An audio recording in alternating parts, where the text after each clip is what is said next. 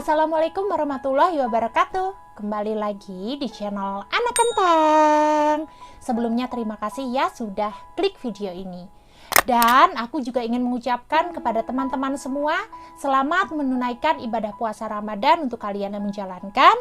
Semoga semua ibadah yang telah kita lakukan di bulan suci ini diterima oleh Allah Subhanahu wa Ta'ala. Amin. Dan gak pernah bosan juga untuk aku ingatkan kembali, untuk kalian semua yang belum subscribe, jangan lupa di subscribe dulu ya. Karena subscribe kalian sangat berarti banget buat channel ini, agar channel ini makin berkembang.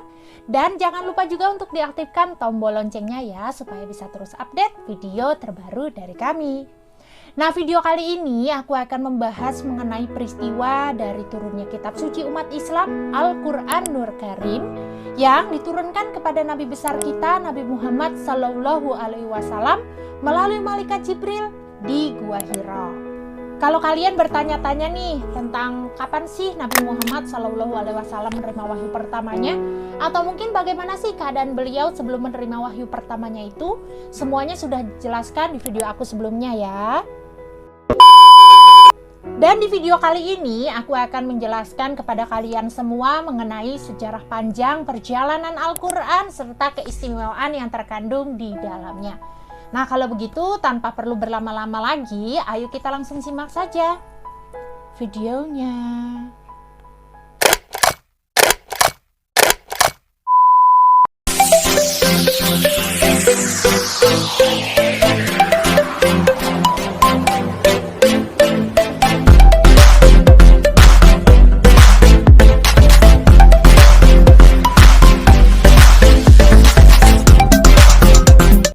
Al-Quran adalah kitab suci umat Islam yang kehadirannya dijadikan sebagai petunjuk bagi manusia dan merupakan prinsip-prinsip dasar untuk semua masalah kehidupan. Al-Quran juga berfungsi sebagai panduan hidup di dunia dan di akhirat.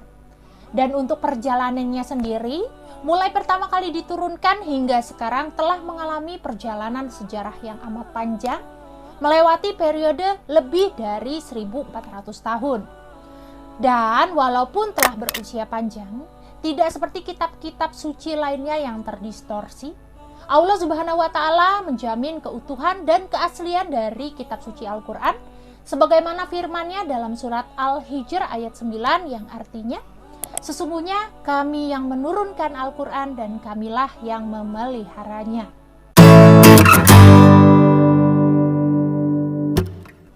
Sejarah turunnya Al-Quran diperingati setiap tanggal 17 bulan Ramadan. Umat muslim di seluruh dunia merayakan sejarah turunnya Al-Quran atau yang disebut dengan peristiwa Nuzulul Quran dengan berbagai kegiatan di masjid.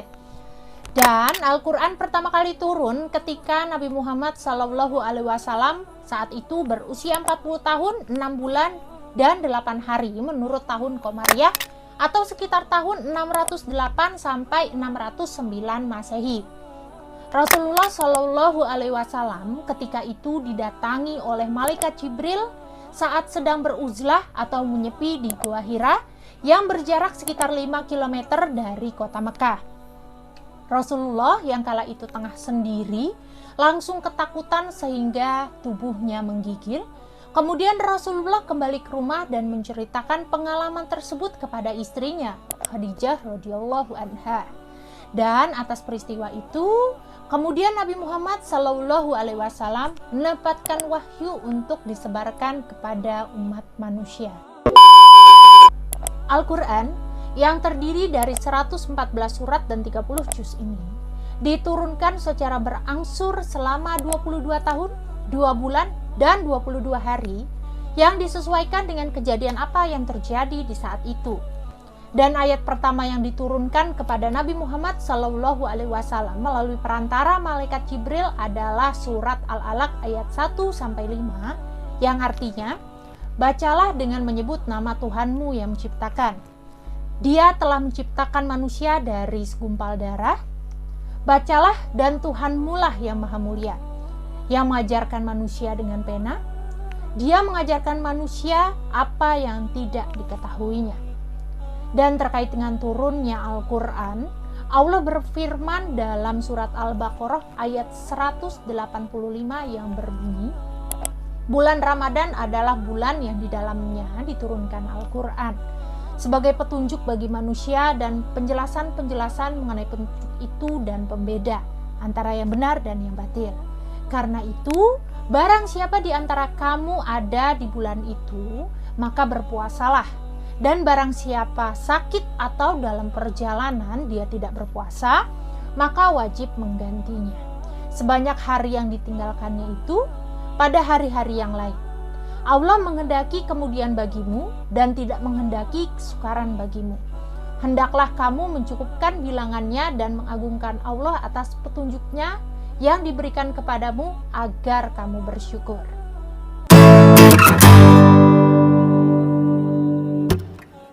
Untuk proses turunnya Al-Quran terbagi menjadi dua. Yang pertama, yaitu Al-Quran yang diturunkan dari Lauhul Mahfuz, yang merupakan kitab tempat Allah Subhanahu wa Ta'ala menuliskan segala bentuk kejadian yang terjadi di alam semesta ini menuju Baitul Izzah atau langit dunia, sebelum nantinya sampai ke Nabi Muhammad SAW. Dan untuk proses ini diturunkan secara keseluruhan yang disebut dengan anzala, yang memiliki arti menurunkan secara sekaligus. Dan untuk proses selanjutnya, Al-Quran yang diturunkan dari langit dunia atau Baitul Izzah kepada Nabi Muhammad SAW melalui perantara malaikat Jibril yang disesuaikan dengan keperluan saat itu, yang disebut dengan nazala, yang memiliki arti menurunkan secara berangsur-angsur. Misalkan kalau aku ibaratkan seperti dinas kependidikan yang memberikan kurikulum pembelajaran untuk para siswa yang diberikan kepada guru secara sekaligus. Kemudian para guru ini bertugas untuk menyampaikan materi tersebut kepada siswanya bab demi bab yang dijelaskan secara berangsur-angsur atau satu persatu yang diberikan kepada siswanya secara menyeluruh. Seperti itulah kiranya gambaran dari proses turunnya Al-Quran dari Lauhul Mahfuz ke langit dunia yang diberikan secara keseluruhan sebelum nantinya sampai kepada Nabi Muhammad SAW melalui perantara malaikat Jibril. Nah, kira-kira kapan nih Kak diturunkannya? Jadi, kalau waktu pertama ayat Al-Quran yang diturunkan kepada Nabi Muhammad SAW, kita semua tahu di hari Jumat tanggal 17 bulan Ramadan yang disebut sebagai peristiwa Nuzulul Quran atau proses turunnya Al-Quran dari tempat yang tinggi ke tempat yang rendah. Sedangkan kalau proses turunnya Al-Quran dari Lauhul Mahfuz ke Baitul Izzah atau langit dunia yang terjadi pada bulan suci Ramadan. Tapi untuk tanggal pastinya, kita semua yang ada di dunia ini tidak ada yang tahu kapan proses itu terjadi, karena hal itu dirahasiakan oleh Allah Subhanahu wa Ta'ala supaya kita semua berburu untuk mendapatkan kemuliaannya. Maka dari itu, di antara malam-malam yang ada pada bulan Ramadan inilah Allah akan menunjukkan kepada kita akan ada satu malam yang bertepatan dengan peristiwa turunnya Al-Quran dari Lauhul Mahfuz ke Baitul Izzah yang disebut dengan malam Lailatul Qadar. Jadi, yang dimaksud dengan malam Lailatul Qadar itu bukan malam saat Al-Quran diturunkan kepada Nabi Muhammad SAW yang terjadi di tanggal 17 bulan Ramadan. Melainkan malam Lailatul Qadar itu adalah malam saat turunnya Al-Quran dari Lauhul Mahfuz ke langit dunia yang bisa terjadi di antara salah satu malam yang terdapat di bulan Ramadan. Dan sepanjang perjalanan turunnya wahyu kepada Nabi Muhammad SAW, para ulama membagi sejarah Al-Quran dalam dua periode, yaitu periode sebelum hijrah dan periode selepas hijrah. Berdasarkan kutipan yang ditulis oleh Kiai Haji Yusuf Hasim dalam buku Akidah Akhlak, dijelaskan bahwa ayat-ayat Al-Quran yang turun sebelum Rasulullah SAW hijrah ke Madinah dikenal dengan sebutan surah Makkiyah yang di dalamnya terdapat 85 surah yang diturunkan selama 12 tahun 5 bulan.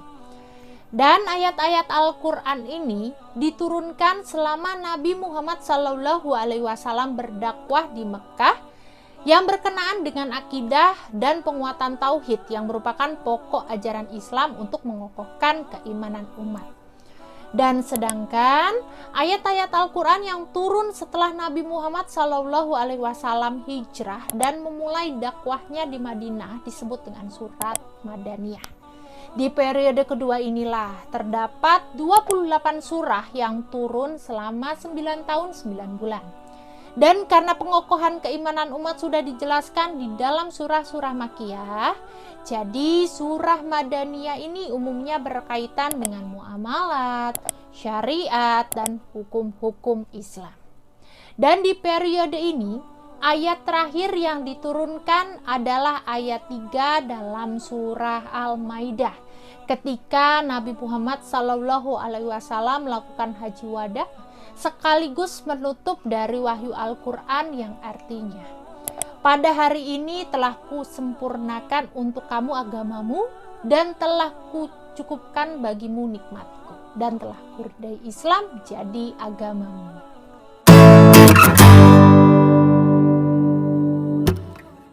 Al-Quran adalah kitab suci umat Islam yang menjadi pegangan dan dasar petunjuk kehidupan.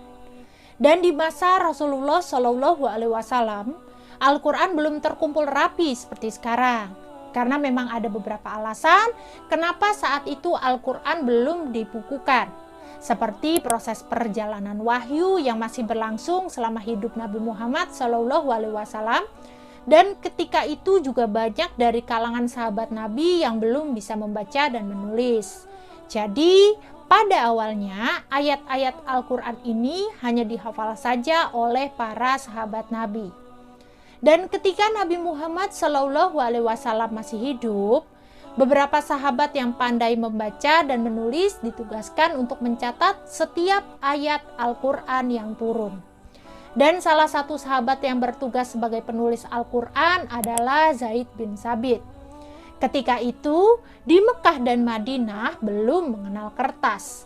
Jadi ayat Al-Quran ditulis di berbagai media sebelum akhirnya disatukan atau dibukukan. Seperti di pelepah kurma, lempengan batu, daun lontar, kulit binatang, kayu, potongan tulang atau kulit hewan, dan lain sebagainya. Nah, selain untuk dituliskan, banyak juga sahabat yang langsung menghafalkannya ketika dibacakan oleh Nabi Muhammad SAW. Dan atas dasar itulah, pengumpulan Al-Quran di masa kenabian ini dikenal dengan dua cara, yaitu melalui tulisan dan melalui hafalan. Setelah Nabi Muhammad SAW wafat, muncullah kekhawatiran di benak Umar bin Khattab karena saat itu banyak para hafiz atau penghafal Al-Quran yang mati syahid saat berperang melawan Musailamah al-Khazzab yang saat itu mengaku sebagai nabi yang dikenal dengan perang Yamamah di masa Khalifah Abu Bakar Asy-Syiddiq yang terjadi pada bulan Desember tahun 632 Masehi. Dan atas dasar itulah akhirnya Umar bin Khattab mengusulkan kepada Khalifah Abu Bakar Asy-Syiddiq untuk membukukan Al-Quran. Karena beliau khawatir Al-Quran nantinya akan bernasib sama seperti kitab-kitab suci sebelumnya yang banyak terdistorsi karena telat dibukukan. Dan mendengar usulan dari Umar bin Khattab itulah akhirnya pembukuan Al-Quran pun dimulai pada masa Khalifah Abu Bakar Asy-Syiddiq. Khalifah Abu Bakar Asy-Syiddiq kemudian melakukan kodifikasi atau pengumpulan dan penyusunan naskah-naskah Al-Quran dalam suatu naskah yang rapi dan berurutan serta memerintahkan kepada Zaid bin Sabit yang merupakan seorang penulis wahyu di masa kenabian agar memimpin proyek pengumpulan Al-Quran tersebut dengan menerapkan 4 prinsip dalam proyeknya, yaitu yang pertama, ayat yang diterima hanya yang dituliskan di hadapan Rasulullah SAW. Yang kedua, ayat Al-Quran ditulis dari hafalan para sahabat. Yang ketiga, ayat Al-Quran tidak akan ditulis kecuali disetujui oleh 2 orang saksi bahwa ayat itu pernah ditulis di hadapan Rasulullah SAW.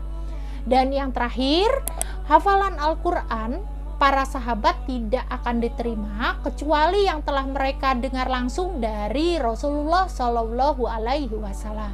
Kemudian di zaman Khalifah Utsman bin Affan, wilayah penyebaran agama Islam saat itu menjadi semakin luas karena banyak orang yang tertarik untuk menjadi muslim.